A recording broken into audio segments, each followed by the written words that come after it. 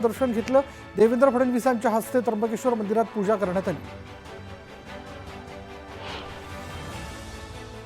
मुख्यमंत्री देवेंद्र फडणवीस नाशिक दौऱ्यावर असून त्यांनी त्र्यंबकेश्वर मंदिरात जाऊन दर्शन घेतलं। यावेळी नाशिक विभागाचे महसूल आयुक्त प्रवीण गेडाम आणि जिल्हाधिकारी जलज शर्मा यांना अक्षरशः पळत जाऊन फडणवीसांच्या दौऱ्यात सहभागी व्हावं लागलं। त्र्यंबकेश्वरमध्ये आखाडा परिषदेच्या महंतांनी मुख्यमंत्री देवेंद्र फडणवीसांची भेट घेतली। वेळ कमी असल्याने कुंभमेळ्याची कामं तातडीनं करावीत यासह विविध मागण्यांचं निवेदन मुख्यमंत्र्यांना देण्यात आलं। नागपूरमधील हिंसाचार हा फडणवीसांना अडकवण्यासाठी केला होता। हा फडणवीसांना कोंडीत पकडण्याचा प्रयत्न असल्याचा आरोप संजय राऊतांनी केला। तर संताजी धनाजीप्रमाणे फडणवीसांना स्वप्नातही संजय राऊत दिसतात असाही टोला राऊतांनी लगावला। नागपुरात सोमवारी घडलेल्या हिंसाचार घटनेमध्ये इरफान अन्सारी याचा शनिवारी मृत्यू झाला। अन्सारीवर काल धार्मिक पद्धतीने अंत्यसंस्कार करण्यात आले। अंत्ययात्रेत मोजक्या लोकांना परवानगी देण्यात आली होती, मात्र मोठ्या संख्येनं लोक एकत्रित आले होते। स्नेहल जगताप यांच्या राष्ट्रवादी काँग्रेस प्रवेशावर इथे एकच शीट भरत शीट असं उत्तर मंत्री भरत गोगावले यांनी दिलं।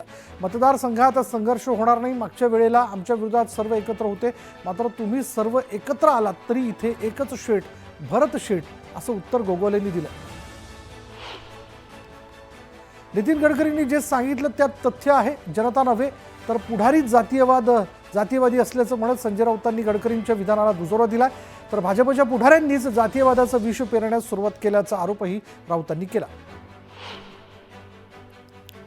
महायुती आपापल्या परीने आपापला पक्ष वाढवण्याचे प्रयत्न करत आहे, मात्र पक्ष वाढवताना मित्रपक्षांमध्ये कुठलाही गैरसमज होणार नाही याची काळजी खबरदारी आम्ही घेत असतो असं अजित पवार म्हणाले। तसंच भास्कर पाटील खतगावकरांमुळे पक्षाला फायदा होईल असाही विश्वास अजितदादांनी व्यक्त केला। मुंबईतील मरीन ड्राईव्ह परिसरात देवेंद्र फडणवीसांच्या समर्थनार्थ भाजपने बॅनरबाजी केली। कर्तव्यनिष्ठ विकास पुरुष देवा भाऊ अशा आशयाचे बॅनर लावण्यात आले। कायदा सुव्यवस्था बिघडल्यावरून विरोधकांकडून फडणवीसांवर टीका केली जात असताना कार्यकर्त्यांनी फडणवीसांच्या समर्थनार्थ बॅनरबाजी केली। मनसेच्या मुंबई शहर उपाध्यक्षपदी संदीप देशपांडेंची नियुक्ती करण्यात आली आहे। संदीप देशपांडेंच्या अध्यक्षतेखाली 3 उपाध्यक्ष असणार आहेत। शाखा अध्यक्षांची जबाबदारी अमित ठाकरेंकडे असणार आहे। महाराष्ट्र नवनिर्माण सेनेच्या गुढीपाडवा मेळाव्याला पालिका आणि पोलीस प्रशासनाची परवानगी मिळाली। शिवाजी पार्क मैदानात 30 मार्चला हा मेळावा होणार आहे आणि यावेळी मनसे अध्यक्ष राज ठाकरे नव्या पदांची घोषणा तसंच पक्षाची आचारसंहिता जाहीर करण्याची शक्यता आहे। कांद्यावरील निर्यात शुल्क हटवल्यानं मुख्यमंत्री देवेंद्र फडणवीसांनी केंद्राचे आभार मानले। निर्यात शुल्क हटवल्यानं कांदा उत्पादक शेतकऱ्यांना मोठा फायदा होणार असल्याचं फडणवीस म्हणाले। छत्रपती शिवाजी महाराजांबद्दल अवमानकारक वक्तव्य करून इतिहास अभ्यासक इंद्रजित सावंत यांना धमकी देणारा प्रशांत कोरटकर अद्यापही फरार आहे। कोरटकर राज्यातच असून तो चंद्रपुरात लपल्याची शक्यता व्यक्त केली जाते। त्या पार्श्वभूमीवर पोलीस त्याचा शोध घेत आहेत।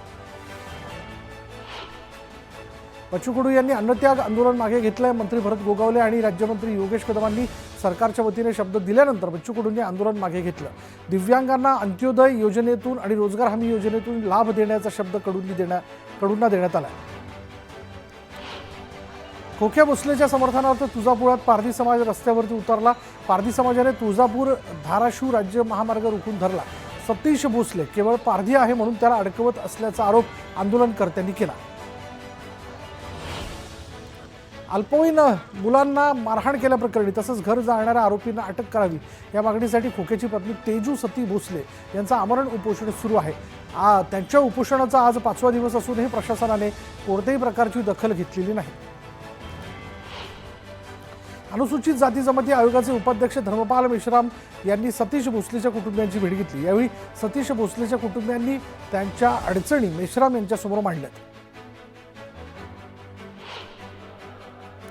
सावित्रीबाई फुले पुणे विद्यापीठाच्या अर्थसंकल्पीय अधिसभेचा प्रारंभ वादळी चर्चा वाद अमृतुमरीने झाला।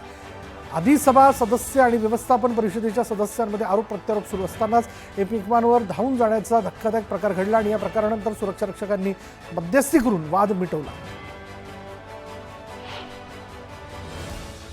सिंधुदुर्ग जिल्हा ग्रंथालय अधिकारी कार्यालयाच्या वतीने सिंधुदुर्ग ग्रंथोत्सव 2024चं आयोजन करण्यात आलं।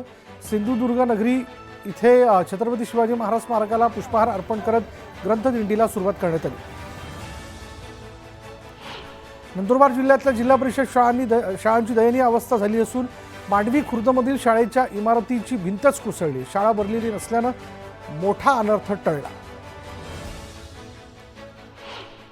पुण्याच्या कोथरूडमध्ये स्वच्छतागृहात लघुशंका करणाऱ्यांचा व्हिडिओ चित्रित करणाऱ्या तरुणावर गुन्हा दाखल करण्यात आलाय. तरुण पळून जात असताना नागरिकांनी त्याला पकडून चोप देत पोलिसांच्या ताब्यात दिलं. दापोली शहराला पाणीपुरवठा करणाऱ्या नारगोली धरणातील पाणीसाठा निम्म्यावरती आलाय आणि त्यामुळे दापोलीला 4 दिवसांआड पाणी पुरवठा केला जातोय आणि त्यामुळे नागरिकांना पाणी टंचाईला सामोरं जावं लागतंय. गोंदिया जिल्ह्याच्या नवेगाव नागझिरा व्याघ्र प्रकल्पातील शिवराम टोला गावात वाघाने एका महिलेवर प्राणघातक हल्ला केला. मोहफूल वेचायला ही महिला जंगलात गेली होती. दरम्यान वाघाच्या हल्ल्यात या महिलेचा मृत्यू झाला. जनसुरक्षा विधेयक मागे घेण्याच्या मागणीसाठी पुण्यात सर्वपक्षीय संघटनांनी ठिय्या मांडला. केंद्र सरकारकडून आणल्या जाणाऱ्या जनसुरक्षा विधेयकाला मोठा विरोध करत सर्वपक्षीय संघटनांनी जोरदार घोषणाबाजी केली. केंद्र सरकारने कांद्यावरील निर्यात शुल्क हटवण्याचा निर्णय घेतला. 1 एप्रिलपासून निर्यात शुल्क 0% होणार आहे. सरकारच्या या निर्णयामुळे राज्यासह जळगाव जिल्ह्यातील शेतकऱ्यांना मोठा दिलासा मिळाला. केंद्र सरकारने शेतकऱ्यांसाठी मोठा निर्णय घेतलेला आहे. कांद्यावरील 20% निर्यात शुल्क रद्द करण्यात आलं असून 1 एप्रिलपासून निर्यात शुल्क 0 असणार आहे. केंद्राच्या या निर्णयामुळे शेतकऱ्यांना मोठा दिलासा मिळाला. पुसळामध्ये उन्हाळ्याच्या सुरुवातीला शहरातील पाईपलाईन गळती थांबवण्याच्या कामासाठी 3 दिवस पाणीपुरवठा ठप्प राहणार आहे आणि त्यामुळे भुसावळकरांना पाणी टंचाई सहन करावी लागेल.